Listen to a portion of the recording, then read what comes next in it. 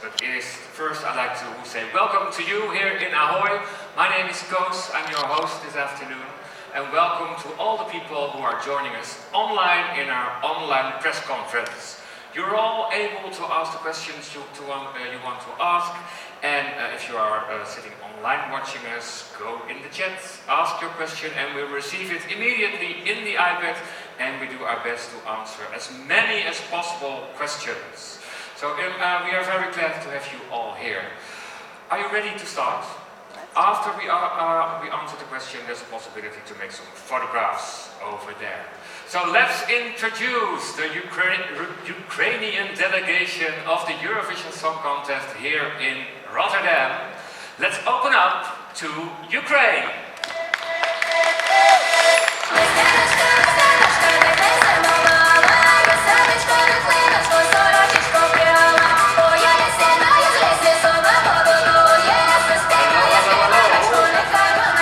Sit down, make yourself comfortable.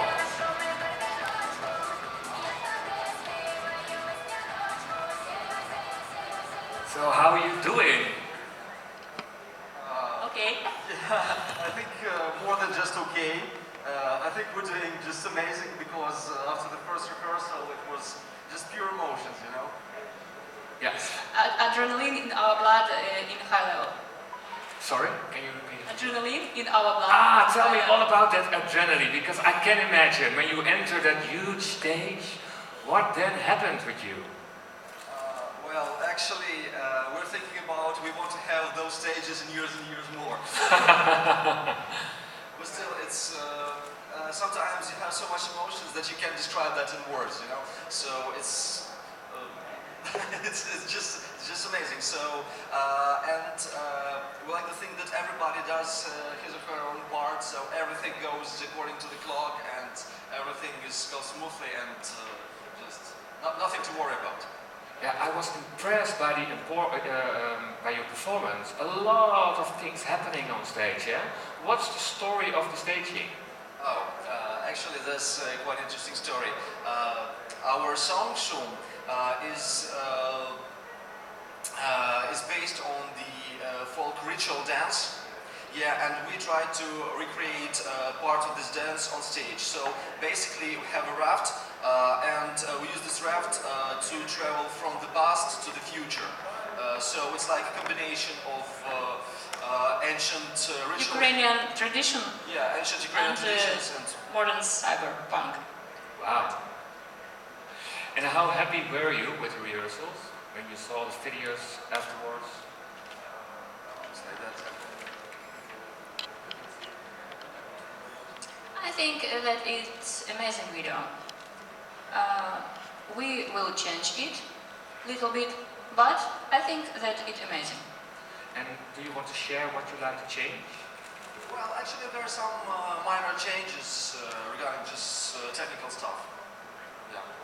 So I think it's would be quite difficult for us to answer without that question. I think it's more for technical guys.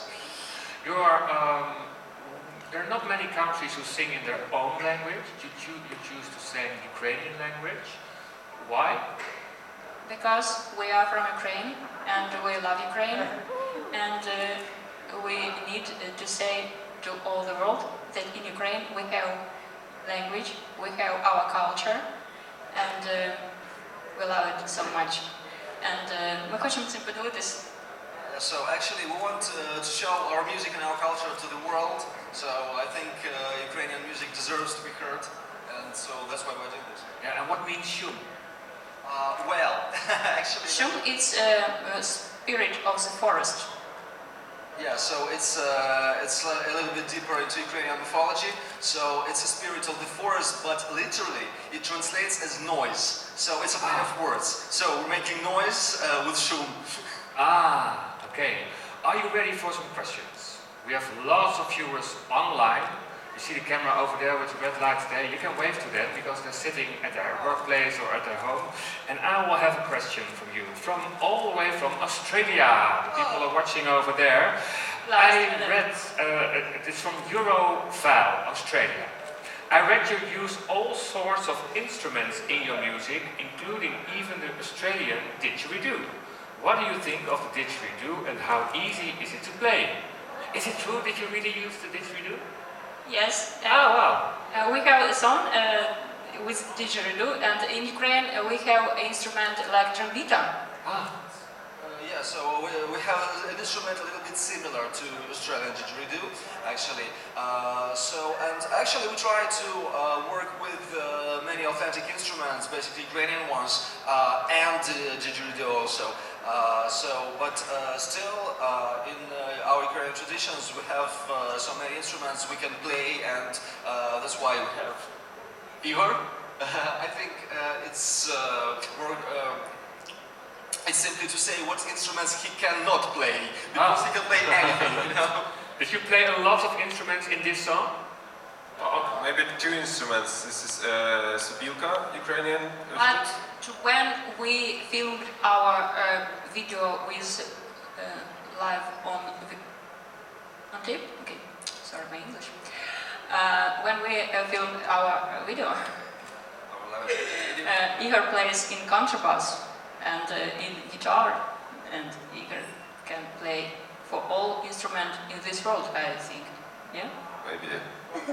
Actually, we can just clone him and to play everything. Okay, we have another question from Jasmine from that Eurovision side here. Hello Jasmine, thank you for asking. How do you guys relax when you are not busy preparing for Eurovision? Actually, all our lives are connected to music, but still, I think everybody has their own ways to relax. Personally, for me, I like to travel to discover new places and talk to new people. What about you? Yeah, ask your friends. I'm going to the university, maybe. To relax. Relax. Study, to relax. Oh wow. I'm going to the wood. Yeah, like the mushrooms and so on. What about you? Yes, I read books, make music, and Jola? yes, and I have a cat, and I love him. And And I who's like to taking- travel. Who's taking care of your cat right now? My friend was my cat. Ah. Yeah, Actually, it's a very good person. actually, she has a very special cat because the cat's name is Cat. It's Sphinx. Yeah. Sphinx? Yeah. What's his name? Ah. Oh wow. Okay, another question. Hello, Matthäus here from the website Kolibili. Kolibili, I hope I pronounce it well. Kolibili. Tell us your favorite Eurovision song. Ah. Of all? Yes, of all. Euphoria. Right. Forever till the end of time. I'm not singer. And what about you? What's your favorite Eurovision song? Maybe Верка Сердючка. Let's sing Lasha Tumbai by Vega Serdushka. Yeah. I can't remember. Help me please. Which year was it? 7-7, Alulu, 7-7, 1-2. And you have a favorite song? Euphoria for me too. Ah, So I'm a big fan of Loreen actually. yeah, 2000. So I thought maybe you said Jamila. But Said Loreen. Okay, we have another question from David from ESC Plus in Spain. Hello David. What are your biggest musical inspirations? hello David. I think our biggest musical inspirations is our everyday lives. Just living our lives, talking to people and enjoying it. Am I right? Yes, and Ukrainian culture and all people in this world. Yeah. And in this room. Nature, it's Well, actually, inspiration comes from whatever you can see. So it's like a flash. So Yeah. it can come just from singing of the birds outside, or reading an interesting book, or listening to some ancient folk songs. I think we retranslate all things who відбувається з нами, я так вже сформульовано забула. Everything in life, what happens, can be an inspiration for your songs. Yeah. So just so we just take everything that happens to us in life and we're translating this through our music. Great. Do we have some questions from the people over here? The lady over there, go ahead. Let's wait a moment, please, to the microphone. It's over there. And please introduce yourself. Thank you. Hello, I'm Yobi with ESC Arena. I absolutely love your song, first of all. So you guys have so many unique and interesting sounds in this song. It really comes together. It really comes together in a unique way. How do you write a song? Where do you start? There's like folk sounds, pop sounds, as you say, modern cyberpunk sounds. How do you start creating a song like this? And so I learned Ukrainian folklore all my life, and one day I go to Taras and say, Taras, I have very nice Ukrainian folk song. I think that we can do fantastic track.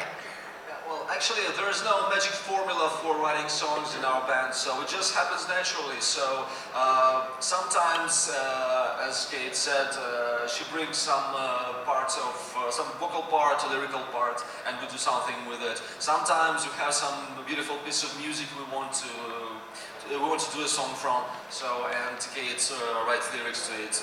But we just try to be ourselves when writing music. We don't think about, so we should have that modern sound of kick drum or that vocal style or something. We just do what feels right. Thank you. We have another question from an online viewer from the Eurovision Bible. Did you have a chance to contact previous Ukrainian Eurovision participants before coming to Rotterdam, and did they give you any advice? Well, actually, we spoke to Jamala. Jamala was in our jury during our selection this year. Oh, wow. Yeah. So she gave us some important advice regarding the song and what. What did she say? First of all, she wished us luck because she knew what is Eurovision about and what is being at Eurovision about. She said something about vocal technique and so on. It's like more for the style of singing and some just technical parts of it. But still, it was more like like a motivational speech or something. Because she's been there. She's the winner of 2016. Yeah, and it was very interesting for us to gain that knowledge from her, that experience. Yeah, something like that. Great, thank you. We have another question from Denmark, from Charlotte from Denmark. Hello, Charlotte. Can you sing a little bit from the fantastic solo vein? Good luck. Can you? I think that no problem. You can stand up if you like to sing. Really nice. When you sing, please, the microphone not too close to your mouth, because otherwise we have some problems with the technique. Like this? Shall I hold it for you? Hey, guys. Соловей, соловей, не співай раненько, а мені на серденько, знов невеселенько. Соловей, соловею, як мені бути, вміла його полюбити, не вміла забути. Wow! Thank you very much. Thank you very much. This was the press meet and greet for you guys. I hope you enjoyed it. And I want to ask you go that way. There are lots of people who want to make some photographs of you. You can please stand up and go that direction. Okay. Thank you very much. Good luck in this competition. I hope to see you after your second rehearsal. Then we're going to talk again with lots of press again. Pleasure. Okay, enjoy your stay here in Rotterdam.